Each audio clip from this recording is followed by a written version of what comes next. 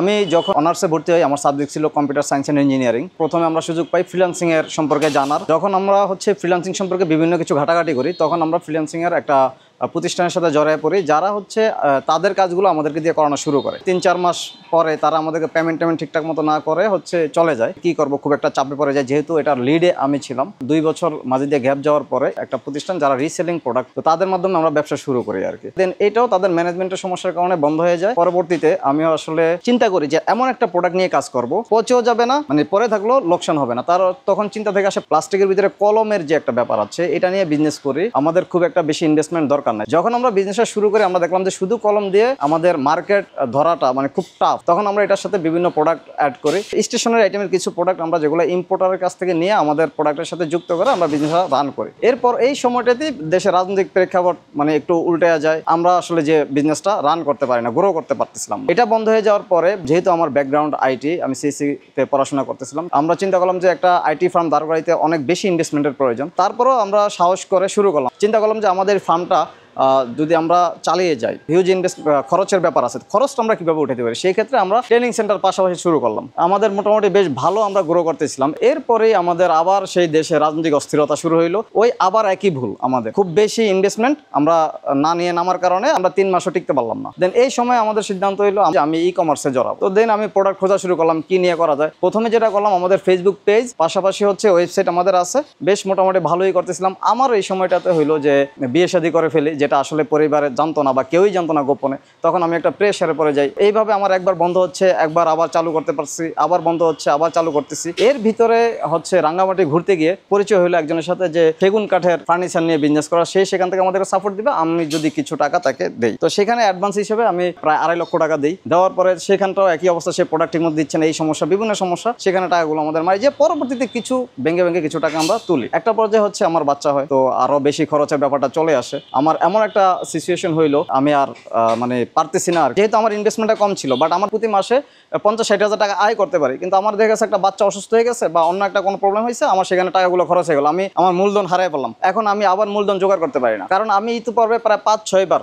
বাসা থেকে কয়েক লক্ষ টাকা আমি নিয়ে আসছি, যেটা প্রায় 30-এর উপরে হবে, 30 লক্ষ টাকার উপরে হবে। তো এখন আর আমি যে বাসা থেকে টাকা চাইবো, তারা বলতেছে তুমি একটা চাকরি বাকরি করো, দেন ব্যবসা করো, কোনো অসুবিধা নেই। বাট আমার তো আসলে চাকরি করার কোনো ইচ্ছা তখনও আমার কাজ করে না। আমি দেখতেছিলাম যে নতুন কি করা যায়। এমন অবস্থায় আমার এমন একটা সিচুয়েশন আসে যে আমার যে বাসা, এই বাসার আমি কিছু জিনিসপত্র বিক্রি করে দিয়ে আমার বাসা ভাড়াটা দিচ্ছি। সোফা বিক্রি করছি, ফ্রিজ বিক্রি করে দিচ্ছি, এরকম একটা বিষয়। এই সময়টাতে বাসা থেকে বুঝতে পারে যে ও কোনো একটা কারণে চাপে আছে। এই সময়টাতে তারা আমার এই বিয়ের ব্যাপারটা জানার পরে বাড়িতে নিয়ে যায়।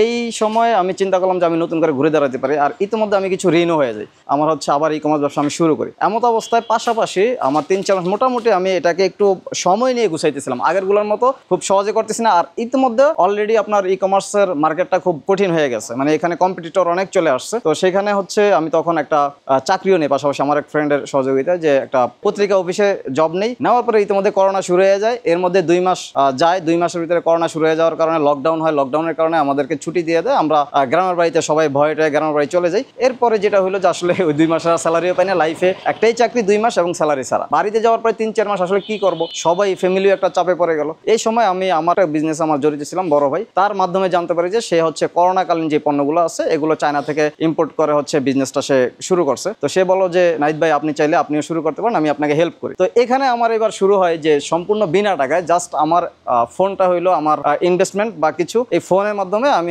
বিভিন্ন ফেসবুক গ্রুপগুলোতে ফ্রি বিজ্ঞাপন দিয়ে যেগুলো মেডিকেল যে আইটেমগুলো আমরা এগুলো সেল করি। তো এই সময়টাতে আমার প্রতি মাসে এমন হয়েছে যে আমি লাখ টাকা আয় করছি। তো আমি এগুলো সবগুলোই মানে ঋণ দিয়ে আমি শেষ করে দিই। তো এরপরে বিজনেসটা কমে আসে, হ্যাঁ, লাভের পরিমাণটা কমে আসে। এখন কি করব বুঝতে পারতেছিলাম না।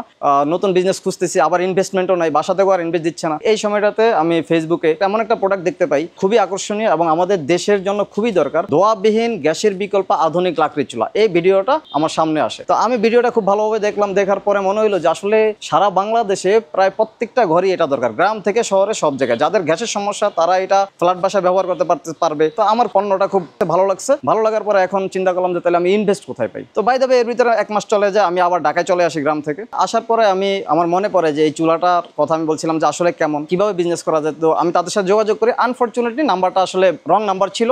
দেন আমি আবার সার্চ করে তাদের নাম্বারটা আমি পাই, পাওয়ার পরে যোগাযোগ করে তাদের অফিসে আমি গেলাম, তাদের সাথে ডিটেলস কথা বললাম। আমি একটা প্রতিক্রিয়া করছিলাম যে আমার এই শূন্য থেকে আমার যতটুকু নলেজ এতদিনে আমি গ্যাদার করলাম সেখান থেকে আমি কিভাবে কি করতে পারি। তো তারাও আমার কথার প্রতি খুব তারা কনফিডেন্ট পাইলো যে না আসলে এই ছেলে করতে পারবে। বেশ ভালো, প্রথম মাসে আমি মোটামুটি 1010 টাকা মতো আয় করলাম। তো আমার কাছে খুব ভালো লাগলো, এইভাবে আমার কন্টিনিউ চলতে থাকলো। প্রতি মাসে আমার হচ্ছে ইনকাম বাড়তেছে এবং একই সাথে আমার কাছ থেকে পণ্য নিয়েও অন্যরা সেল করতেছে। একটা কথা বলে রাখি, আমি যখন পোস্ট করতেছিলাম, পোস্ট করার জন্য আমি আলাদা একটা আইডি খুলি, ঠিক আছে। আইডি খোলার পর ওটা দিয়ে করতেছিলাম। একদিন হলো কি যে ভুলক্রমে আমার যে আইডিটা আছে এই আইডিটা দিয়ে আমি হচ্ছে পোস্ট করতেছিলাম। আমার কাছে একটু আনইজি লাগতেছিল, লাকড়ির চুলা, কারণ এক একজন এক একটা বলে। আমি চাইছিলাম যে হ্যাসেল ফ্রি ভাবে এটা করি, কেউ না জানুক, আমার বাসাও জানতো না। তো আমি যখন পোস্টটা করি একদিন, তখন সবাই জেনে যায়। আমার বাবাও হচ্ছে দেখলাম যে এটা শেয়ার করে ফেললো, ঠিক আছে। তো আমি একটু মানে আনইজি ফিল করলাম যে বাবা কি ফোন দিয়ে কিছু বলে কিনা। দেখলাম সে কিছু বলতেছে না, আমি আর এটা দিয়ে করলাম না। তবে যেটা হইলো, যেই ভয়ে আমি অন্য নাম মানে আইডি থেকে পোস্ট করতাম, সে আমার এক বন্ধু আমাকে ফোন দিয়ে এসে বলতেছে, কিরে বেটা তুই লাকড়ি চুলা বেচতেছস, এটা কেমন হইলো, এই সে হ্যান ত্যান। তখন আমি তারা বললাম যে ঠিক আছে, তাইলে তুমি একটা কাজ করো, আমাকে 10,000 টাকা পাঠাও। তখন সে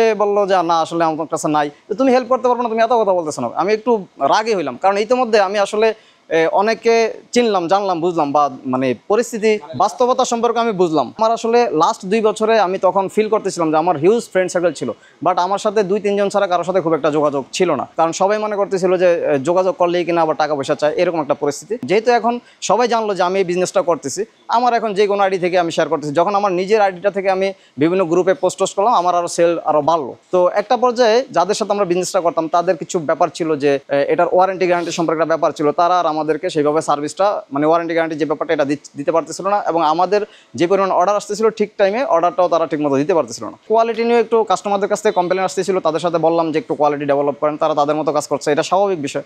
তো আমরা জোর করতে পারি না। তখন চিন্তা আসলো যে না, এটা যেহেতু একটা হিউজ মার্কেট, আমরা নিজেরাই তৈরি করব এবং এটা একটু কোয়ালিটি করে করবো। সেইখান থেকে আমি হচ্ছে আমার নিজের প্রতিষ্ঠান স্মার্ট ইকো স্টোভ আমি রান করি আর কি। তো সেই থেকে আজকের এই অবস্থান। এবং যখন আমি রান করি তখন আমি আমার এক ফ্রেন্ডের হেল্প নেই এবং আমার নিজের ইনভেস্টমেন্ট বাসা থেকে। এইবার কিন্তু আমাকে বাসা থেকে তারা হচ্ছে আমি যাই চাইছি আমাকে সেটাই দিছে। তো দেওয়ার পরে পাশাপাশি আমার কিছু আরও শর্ট ছিল, তা আমার এক ফ্রেন্ড আমাকে সহযোগিতা করে এবং সে হচ্ছে আমার বিজনেসের পার্টনার। এখন এইভাবেই আমার বিজনেস চলতেছে মাশাআল্লাহ।